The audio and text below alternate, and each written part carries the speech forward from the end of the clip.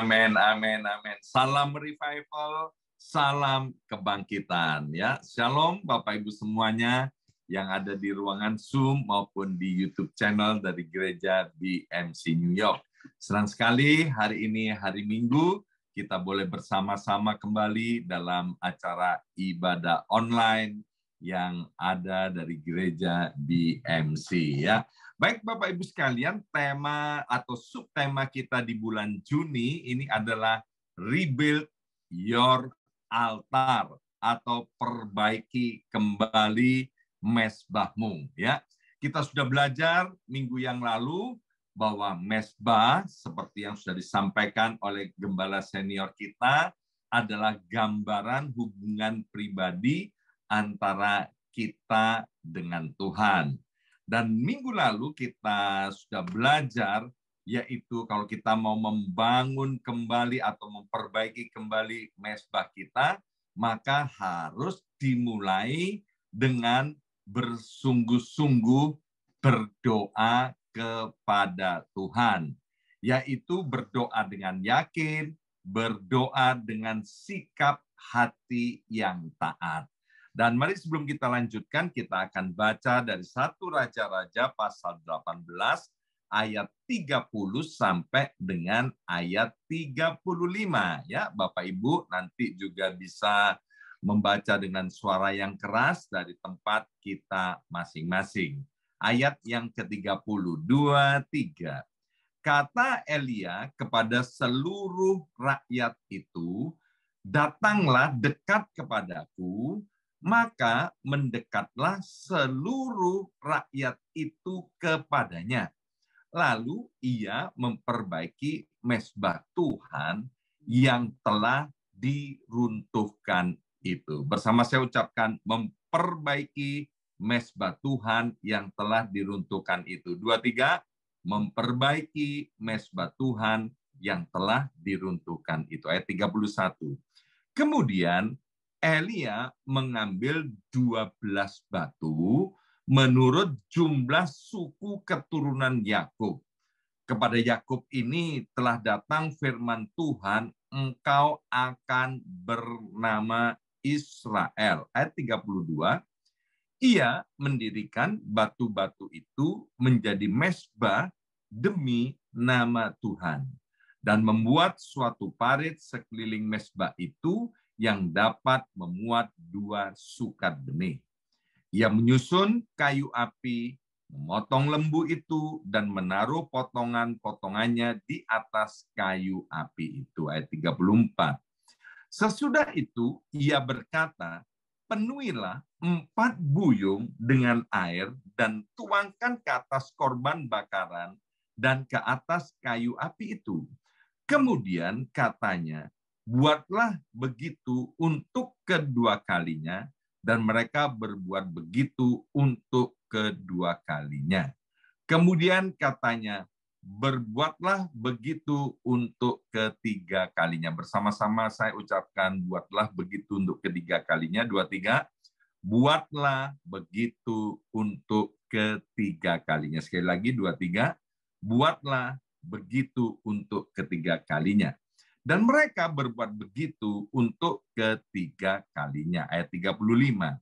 Sehingga air mengalir sekeliling mezbah itu, bahkan parit itu pun penuh dengan air. Ya, Bapak Ibu sekalian, beberapa waktu terakhir ini ada 3 pasangan suami istri hamba Tuhan yang berbeda yang nginep di rumah saya ini ya.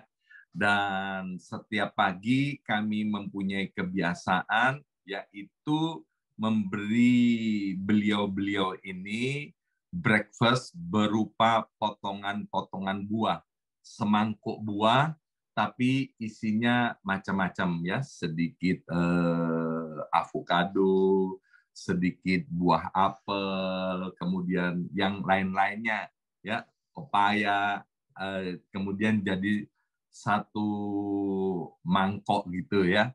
1 orang dapat 1 mangkok ya. Ternyata Bapak Ibu sekalian, saya nggak tahu ada pasangan-pasangan ini yang ternyata nggak suka makan buah, ya kan? Taunya begini, waktu mereka udah pulang di Indonesia, mereka bilang begini, Pak, kami ini sesungguhnya tidak suka makan buah, tapi karena Bapak Ibu menyajikannya setiap pagi, ya kan, kami sungkan, Pak, kami makan buah itu, ya kan. Tapi kemudian badan saya jadi enak, maka sekarang kami niru-niru, Pak. Dia kemudian kirim fotonya. Sekarang kami memiliki kebiasaan baru. Kalau pagi niru Pak Yongki dan Ibu Yongki makan buah. Ya, saya bilang begini. Informasi itu menyebabkan orang termotivasi. Ya. Kemudian setelah termotivasi, kemudian ada aksi. Ya. Ada orang yang udah saya kasih contoh untuk makan buah, tapi mereka bilang begini, aku nggak mau makan buah. Ya udah, nggak apa-apa. Dia nggak termotivasi ya. Itu urusannya dia lah ya, bukan urusan saya ya. Nah, subtema kita kan rebuild your altar, perbaiki mesbahmu. Kalau kita mau memperbaiki mesbah kita, Bapak Ibu sekalian, percayalah tahun ini 2023 kita pasti mengalami yang namanya revival ya.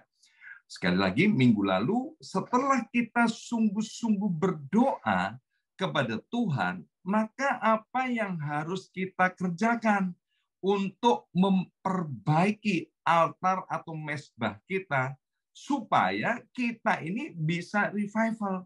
Saya harap apa yang saya sampaikan ini bisa memotivasi kita. Ya, kalau kita termotivasi, maka kita akan mengalami aksi. Ya, host kita William pernah khotbah luar biasa, bagus sekali. Ya, beliau bilang begini, kalau sesuatu kamu anggap penting, maka kamu akan punya waktu dan pasti mau melakukannya. Tapi kalau kamu anggap penting. Pepatah Indonesia bilang begini, berakit-rakit ke hulu, berenang-renang ke tepian. Artinya bersakit-sakit dahulu, bersenang-senang kemudian. Tapi anak muda sekarang diplesetkan. Dia bilang begini, berenang-renang ke hulu, ya berenang-renang ke hulu, berakit-rakit ke tepian. Artinya yang penting sekarang ini senang-senang dulu, bersakit-sakit, nanti urusan belakangan. Ya, ingat Bapak Ibu sekalian, apa yang kita anggap penting hari ini akan menentukan 5 tahun atau 10 tahun atau 20 tahun lagi kita akan jadi apa. Dia akan sekali lagi, apa yang kita anggap penting hari ini, apa yang kita anggap penting hari ini, itu akan menentukan hidup kita 5 tahun, 10 tahun, atau 20 tahun ke depan. Ibu Yongki menganggap begitu penting untuk pemulihan keluarga. Maka itu ketika keluarga kami ada masalah, Ibu Yongki tetap berkomitmen bagaimanapun keluarga kami harus dipulihkan. Karena itu dianggap penting sama Ibu Yongki. Dan hari ini kalau saya menoleh ke belakang, itu peristiwa sudah terjadi kurang lebih 19 tahun ya. Ya, kurang lebih 19 tahun yang lalu. Hari ini apa yang dianggap penting oleh Ibu Yongki pada waktu itu yang menjadi bahan ketawaan buat orang lain, tapi hari ini Ibu Yongki bersukacita, keluarga kami bersukacita, karena apa yang kami anggap penting itu ternyata yang sesuai dengan firman Tuhan. Firman Tuhan berkata bahwa pemulihan segala sesuatu itu harus terjadi terlebih dahulu sebelum Tuhan datang untuk kedua kalinya. Saya harap Bapak Ibu sekalian memperbaiki altar, memperbaiki mesbah. Ini benar-benar kita anggap penting. Kalau kita anggap penting, maka kita pasti punya waktu dan kita pasti akan melakukannya. Mungkin 1-2 bulan kita belum menerima dampaknya, tapi biarlah kita punya iman, karena kita sudah memulainya, maka sebelum tahun ini berakhir, kita akan mengalami yang namanya revival. Dari 1 Raja-Raja 18 tadi, ayat 31 dikatakan, kemudian Elia mengambil 12 batu menurut jumlah suku keturunan Yakub. Kepada Yakub ini telah datang firman Tuhan, engkau akan bernama Israel. Ya, Israel ini terdiri dari 12 suku. Sekali lagi, Israel ini terdiri dari 12 suku. Sedangkan ayat-ayat yang kita baca, yang kita pelajari tentang Nabi Elia dengan Ahab, ini kan peristiwa terjadi di kerajaan Israel karena sudah terpecah. Waktu itu dibagi dua, Israel Utara dan Israel Selatan. Israel Utara disebut Israel, Israel Selatan disebut Yehuda. Di Israel atau Israel Utara itu ada 9 suku, sedangkan di selatan yang disebut Yehuda ada 3 suku. Nah, ini peristiwa kan di utara, ya. Semestinya Elia mengambil 9 batu, tapi tidak. Elia mengambil 12 batu. Artinya yang disebut Israel itu adalah 12 suku ini. Bukan 9 suku. Kalau 9 suku itu bukan Israel. Ini adalah tindakan berani daripada Nabi Elia karena dilakukan di utara, ya. Nah, ada maksud daripada 12 batu ini, yaitu bahwa Tuhan mau terjadi yang namanya rekonsiliasi. Kalau mau rebuild your altar, perbaiki mezbahmu. Maka setelah kita bersungguh-sungguh berdoa, kita mengalami perjumpaan dengan Tuhan, maka hal yang kedua, kita harus mau melakukan yang namanya rekonsiliasi. Bersama saya ucapkan rekonsiliasi. Agak susah, Pak. Ya, kalau terasi lebih gampang nih. Rekonsiliasi, nggak populer ya. Apa itu rekonsiliasi? Rekonsiliasi adalah perbuatan memulihkan hubungan baik kembali pada keadaan semula, ya. Jadi setelah kita bersungguh-sungguh berdoa kepada Tuhan di dalam sikap hati penuh kesetiaan dan ketaatan, maka sebetulnya yang namanya rekonsiliasi itu mudah untuk dilakukan. Mengapa? Karena waktu kita berdoa sungguh-sungguh kepada Tuhan, sesungguhnya kita sudah rekonsiliasi terlebih dahulu dengan Tuhan, ya. Rekonsiliasi dengan manusia tidak akan pernah terjadi sebelum kita rekonsiliasi terlebih dahulu dengan Tuhan, ya. Orang Indonesia punya pepatah bagus sekali, khususnya orang Jawa, bilang gini, sing waras ngalah, ya kan? Yang waras itu ngalah. Coba Bapak Ibu sekalian pikirkan, ya, renung-renungkan. Kenapa rekonsiliasi antara Tuhan dengan manusia terjadi? Yang ngalah itu siapa? Yang ngalah adalah Tuhan. Yang waras adalah Tuhan. Ya. Yang salah siapa? Yang salah adalah manusia. Tapi Tuhan sebagai yang waras, saya bilang begini, Tuhan itu kan dewasa rohaninya. Maka yang waras, yang dewasa rohaninya itu ngalah. 2000 tahun yang lalu, Tuhan itu ulurkan tangannya, ngajak salaman. Ya sudah, yuk damai, damai, damai, yuk damai. Ya. Sebab Tuhan tahu kalau dia nggak rekonsiliasi dengan manusia, maka sia-sia Tuhan bikin sorga. Ya, ada satu pujian saya suka sekali, ya. Tuhan itu nggak mau sorga itu tanpa kita. Maka itu karena supaya sorga itu penuh dengan kita, ya, kita bisa masuk sorga. Sorga itu diturunkan ke bumi ini supaya kita bisa masuk sorga. Ya, jadi contohnya sudah jelas. Tuhan mengalah, yang waras ngalah untuk terjadinya rekonsiliasi, ya. Nah, 12 suku Israel, 9 suku dan 3 suku itu bermusuhan, Bapak Ibu sekalian. Tapi yang namanya bermusuhan bukanlah mustahil untuk kemudian terjadi perdamaian. Kita sudah lihat perang, ya, di dunia ini berapa macam perang sudah pernah terjadi, tapi tetap bisa yang namanya rekonsiliasi itu terjadi, ya. Mungkin butuh waktu setahun, 2 tahun, ada 3 tahun sampai 7 tahun, tapi kita sudah melihat ada yang namanya rekonsiliasi. Sampai hari ini kami terus berdoa untuk Rusia dan Ukraina, juga berdoa untuk negara-negara yang sedang berperang agar supaya apa? Perang itu dihentikan, kemudian salaman, ya, terjadi rekonsiliasi dan mereka berhenti perang, ya.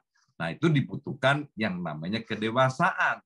Nah, membangun kembali mezbah setelah kita rekonsiliasi sama Tuhan, ya. Yang namanya rumah tangga itu kan suami dan istri, orang tua dan anak, ya. Itu harus terjadi, Bapak Ibu sekalian.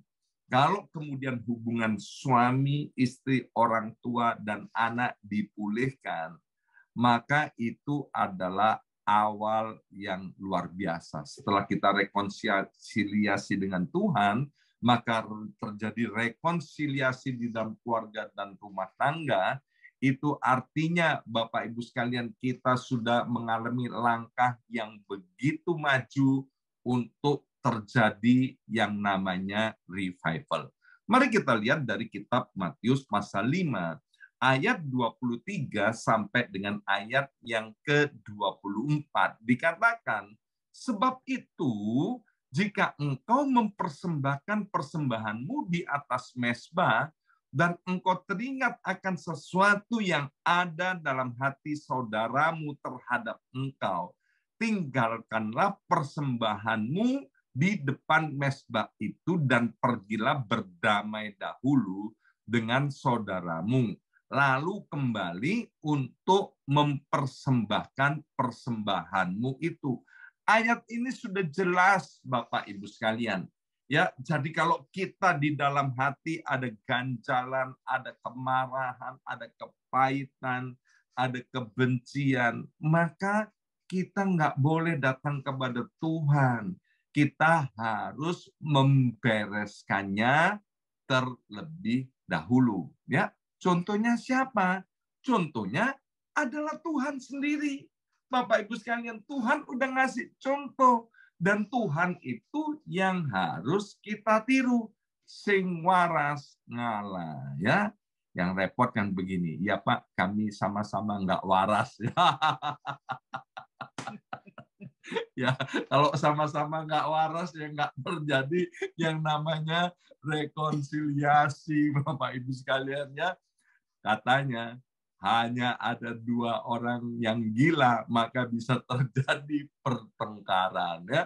Waktu keluarga kami dalam keadaan kacau, Bapak Ibu sekalian, Ibu Yongki yang waras, beliau yang ngalah, beliau yang merendahkan diri, beliau yang rendah hati, beliau yang ulurkan tangan, ngajak salaman, ayo wis damai, damai, damai, ya.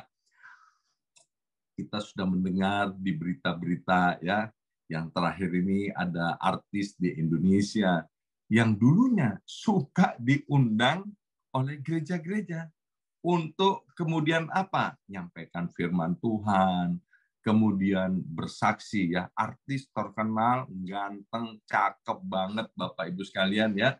Dia barusan ini memutuskan untuk bercerai. Hakim bilang begini, jangan cerai, ya kan? Apalagi kamu orang Kristen. Orang Kristen kan bilang nggak boleh cerai. Ya, coba mediasi dulu, runding-runding, ya kan? Kemudian minggu depannya datang lagi, ya. Pihak laki dan pihak wanita, dia bilang, kami sudah pikir masak-masak, Pak Hakim, ya, nggak tahu masak apa dia, kan dia pikir masak-masak, ya kan, Mungkin masak capcay, masak fuyung hai, masak jangan asem atau apalah ya kan. Kami udah pikir masak-masak, kami tetap memutuskan untuk bercerai ya. Karena istri saya ini selingkuh katanya. Waduh, istrinya selingkuh, maka jalan keluarnya cerai. Kita udah juga mendengar tokoh yang sangat diidola-idolakan di Indonesia. Bahkan waktu itu sempat diidolakan emak-emak di BMC New York. Waktu emak-emak mengidolakan tokoh ini, saya bilang jangan. Yang harus diidolakan itu adalah Tuhan. Ya kan? Akhirnya tokoh ini masuk penjara. Setelah keluar dari penjara, kawin lagi loh. Istrinya dicerai. Katanya istrinya selingkuh. Ya kan katanya. Saya bilang, wah yang begini-gini kalah sama jemaat di BMC New York. Di BMC New York itu ada, Bapak Ibu sekalian, ya kan? Ada istri yang selingkuh. Tapi ketika kami bicara kepada suaminya ya tentang pengampunan, tentang kasih Tuhan, tentang bahwa tidak ada yang mustahil bagi Tuhan, tidak ada yang mustahil bagi orang percaya. Suami ini menerima informasi itu.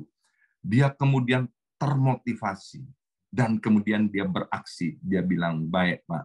Saya akan nurut sama Pak Yongki." Saya bilang, "Jangan nurut saya. Nurutlah kepada firman Tuhan." Karena yang namanya suami istri itu satu daging, apa yang sudah dipersatukan oleh Tuhan tidak boleh diceraikan oleh apapun juga, termasuk oleh yang namanya perselingkuhan. Ya, ingat yang namanya pernikahan itu bukan pestanya, ya kan? Bukan pestanya yang meriah itu kan resepsi, ya. Pernikahan sesungguhnya yaitu begitu resepsi pernikahan itu selesai, nah itulah yang disebut dengan pernikahan. Makanya Rasul Paulus bilang begini, kalau kamu menikah, kamu nggak berdosa.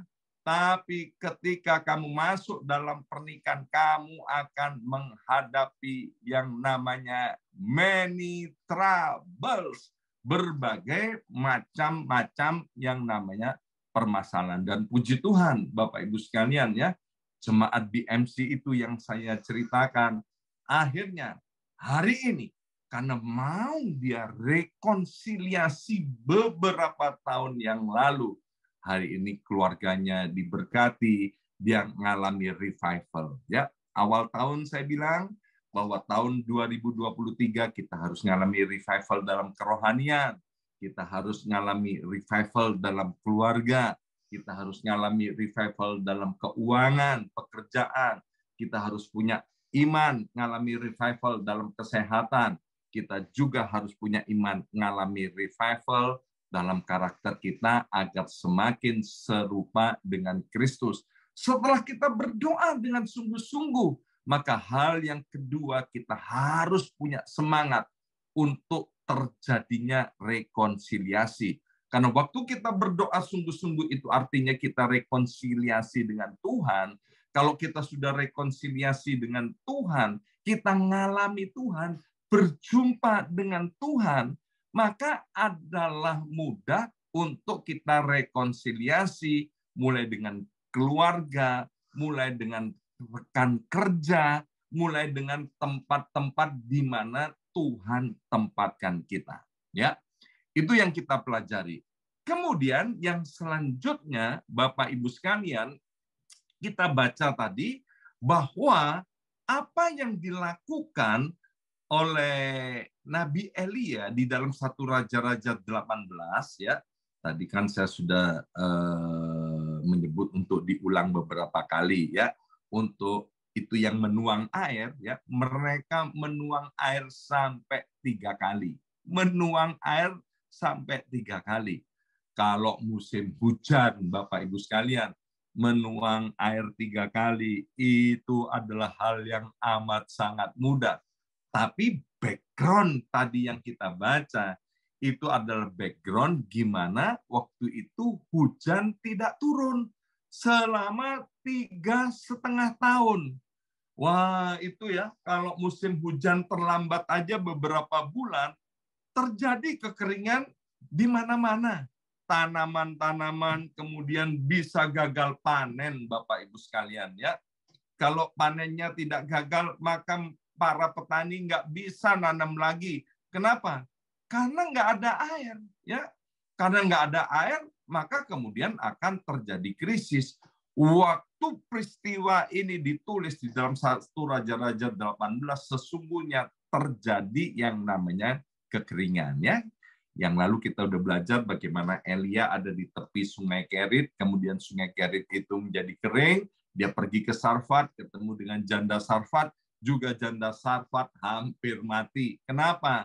Karena gagal panen, terjadi krisis di mana-mana. Jadi air adalah sesuatu yang sangat berharga, bernilai tinggi, Bapak Ibu sekalian ya. Tapi mereka mau menuangnya berliter-liter ya sampai 3 kali. Nah, ini berbicara apa?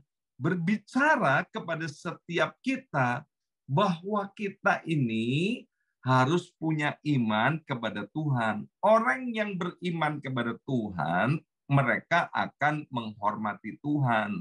Kalau mereka menghormati Tuhan, mereka pasti akan memberi yang terbaik kepada Tuhan dengan sukacita dan sukarela. Ya, jadi hari ini yang kedua kita belajar, kalau kita mau mengalami yang namanya rebuild your altar, maka kita harus melangkah, yaitu memberi yang terbaik kepada Tuhan dengan sukacita dan sukarela.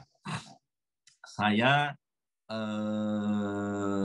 subscribe YouTube channel daripada Presiden Indonesia, ya. Nah, satu kali Presiden Indonesia ini mengadakan kunjungan ke Pulau Bali, ya. Kemudian dia dijamu makan siang di satu lokasi tempat pengusaha yang sangat terkenal. Kalau kita ke Bali pasti kita suka mampir ke toko itu, ya.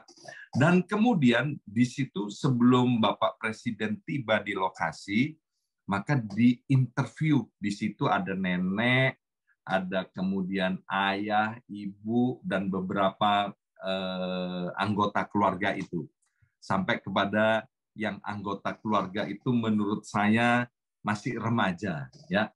Kemudian diinterview mulai daripada si nenek, ditanya, ya kan, itu ada di YouTube channel Bapak Ibu sekalian, ditanya, gimana nih sebentar nih Bapak Presiden akan datang, ya kan, akan tiba di tempat ini. Aduh, kami excited banget, kami senang sekali Presiden mau mampir ke tempat kami. Kami sampai nggak bisa tidur loh sampai sebulan ini, karena kami terus mikirin bagaimana harus menyiapkan yang paling baik dan terbaik untuk Presiden, ya.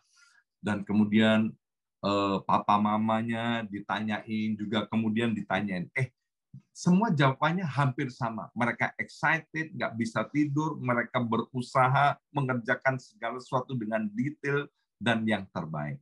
Kemudian kemudian interview kepada anak yang paling kecil, yang terakhir, ya kan? Kalau kamu gimana, ya kan? Anak kecil tuh bilang gini, biasa aja, katanya. Jadi gimana nih sebentar Presiden mau datang? Biasa aja, katanya. Mengapa? Karena dia bilang, mungkin dalam hatinya dia bilang gini, apa itu? Ada presiden, nggak ada presiden, hidupku udah enak. Papa mamaku kaya, semua yang aku perlukan sudah dicukupi, ya kan? Aku nggak bangga dengan presiden. Mungkin dia lebih bangga dengan artis atau aktor atau tokoh-tokoh di mana lah, ya kan. Tapi dengan kedatangan presiden dia bilang biasa aja, ya.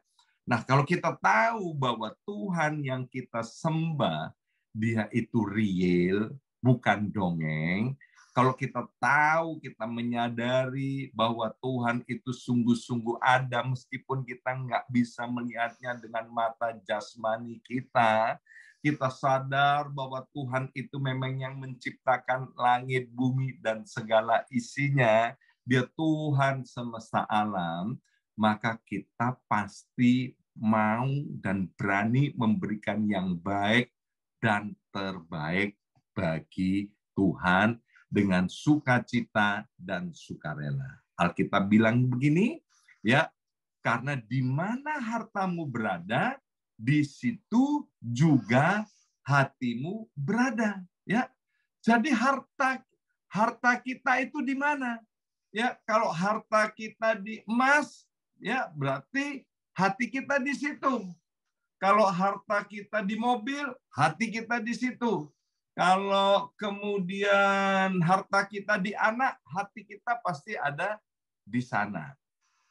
Abraham itu kan mandul, sudah bertahun-tahun dia nggak punya anak. Padahal Tuhan bilang nanti keturunan Abraham itu banyaknya seperti bintang di laut, banyaknya seperti pasir di lautan, ya.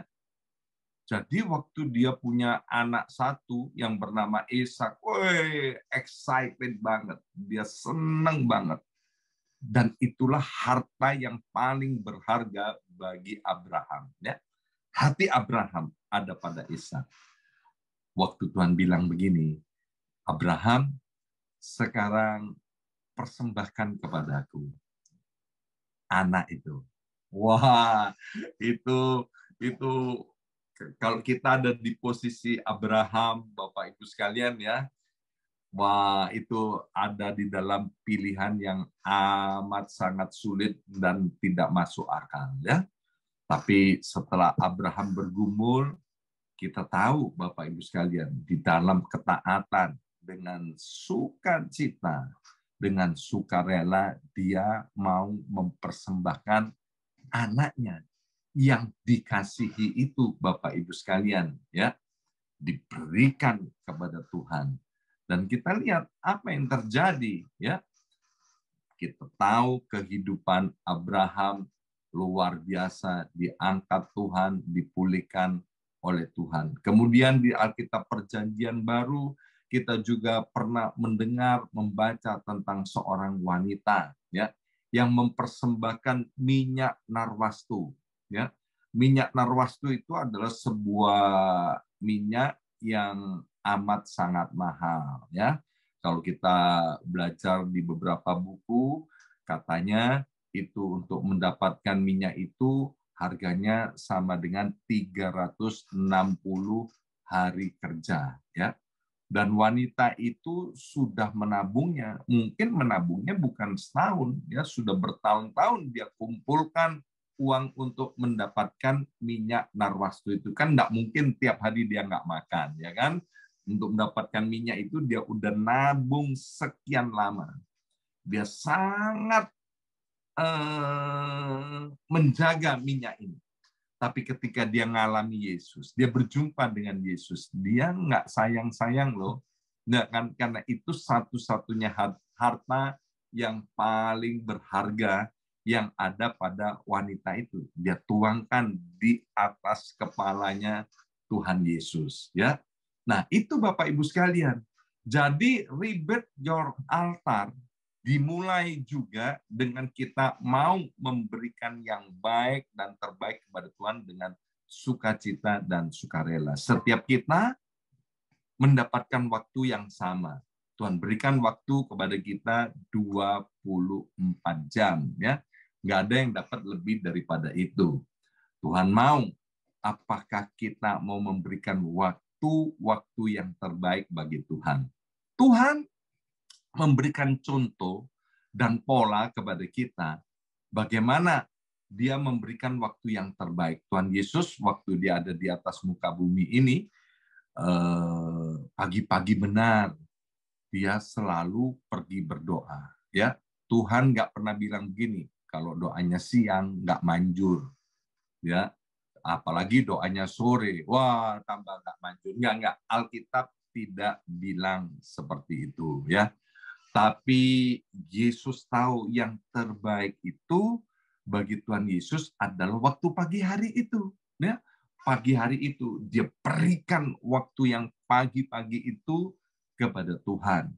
Bapak Ibu sekalian, percayalah kalau kita mau memberikan yang terbaik kepada Tuhan dengan sukacita dan sukarela, kita sadar atau tidak sadar, artinya kita sedang memperbaiki altar kita, ya. Hari ini dan minggu kemarin kita sudah belajar yang pertama, yaitu rebuild your altar, dimulai dengan berdoa sungguh-sungguh kepada Tuhan. Atau bahasa sekarang, yaitu rekonsiliasi dengan Tuhan. Yang kedua, biarlah kita rekonsiliasi dengan keluarga kita. Kita rekonsiliasi dengan sesama kita, ya. Dan tadi saya lupa menyampaikan, mari kita baca dulu di 1 Yohanes 4 ayat 20. 1 Yohanes 4 ayat 20, jikalau seseorang berkata, aku mengasihi Allah, tetapi ia membenci saudara seimannya, maka ia adalah pendusta. Karena siapa yang tidak mengasihi saudaranya yang dilihatnya, tidak mungkin mengasihi Allah yang tidak dilihatnya, ya. Jadi yang namanya rekonsiliasi itu dengan sesamanya, ya ini Bapak Ibu sekalian, kalau kita bilang mengasihi Allah yang tidak kelihatan, ya kita mesti mulai dengan mengasihi sama. Dan yang ketiga tadi kita sudah belajar, yaitu rebuild your altar, dimulai ketika kita berani memberi yang baik dan terbaik kepada Tuhan dengan sukacita dan sukarela. Dan saya percaya Bapak Ibu sekalian, ketika kita mau beraksi, kita meresponi kebenaran firman Tuhan, revival pasti terjadi di dalam hidup kita. Bukan mudah-mudahan, tapi saya mau berani jamin, revival itu pasti dialami oleh Bapak Ibu sekalian, ya. Baik Bapak Ibu sekalian, mari kita berdoa, materaikan siap benih kebenaran firman Tuhan pada hari ini. Ya Abba, ya Bapa, kami sungguh mengucap syukur bahwa Roh Kudus masih ada di tengah-tengah kami untuk menolong kami. Mari Bapa, biarlah Roh Kudus terus mendorong kami semua dengan kuat untuk kembali kami rekonsiliasi dengan Tuhan, yaitu dengan cara berdoa dengan sungguh-sungguh. Dan kemudian yang kedua, kami mau rekonsiliasi di dalam keluarga, rumah tangga kami, maupun kami rekonsiliasi dengan sesama kami. Dan yang ketiga, biar Roh Kudus mulai hari ini ngajarin kami, menolong kami, untuk kami selalu memberi yang baik dan terbaik untuk Tuhan, dengan sukacita dan sukarela. Kami berkati setiap anak-anak-Mu, biar setiap kami mengalami revival seperti yang Tuhan sudah bicarakan, Tuhan taruh dalam hati setiap kami. Terima kasih Bapak, berkati setiap anak-anak-Mu yang sudah melayani dan mempersembahkan ibadah pada hari ini. Kami tahu apa yang dikerjakan tidak ada yang sia-sia di hadapan Tuhan. Dan kami berdoa untuk ibadah sore nanti secara onsite, baik ibadah sekolah minggu maupun ibadah raya yang akan dilayani oleh gembala senior kami, Pastor Lukas Kusuma. Kami serahkan ke dalam tangan-Mu, kami mohon pengurapan-Mu, penyertaan-Mu Tuhan. Sehingga dalam ibadah ini, baik anak-anak sekolah minggu maupun ibadah raya, anak-anak-Mu boleh mengalami Tuhan, boleh mengalami lawatan Tuhan. Terima kasih Bapak. Mari angkat kedua belah tangan kita, Bapak Ibu Saudara sekalian yang ada di ruangan Zoom maupun yang ada di YouTube channel, dimanapun Bapak Ibu berada, terima dengan iman berkat dari Allah Bapa di sorga, Allah Bapa yang mencintai dan mengasihi kita, Allah Bapa yang 2000 tahun yang lalu telah mengulurkan tangannya untuk rekonsiliasi dengan kita melalui anaknya yang tunggal Yesus Kristus, dan persekutuan yang manis dengan Roh Kudus-Nya memberkati setiap kita dengan berkat yang berlimpah-limpah. Tuhan memberkati dengan berkat yang terbaik daripada Tuhan. dan melalui anaknya yang tunggal Yesus Kristus memberikan kita hidup, dan hidup itu dalam segala kelimpahan, dan Roh Kudusnya menyertai kita sampai selama-lamanya. Yang percaya terima berkat ini dengan iman, dan dalam nama Yesus katakan amin 3 kali. Amin, amin, amin.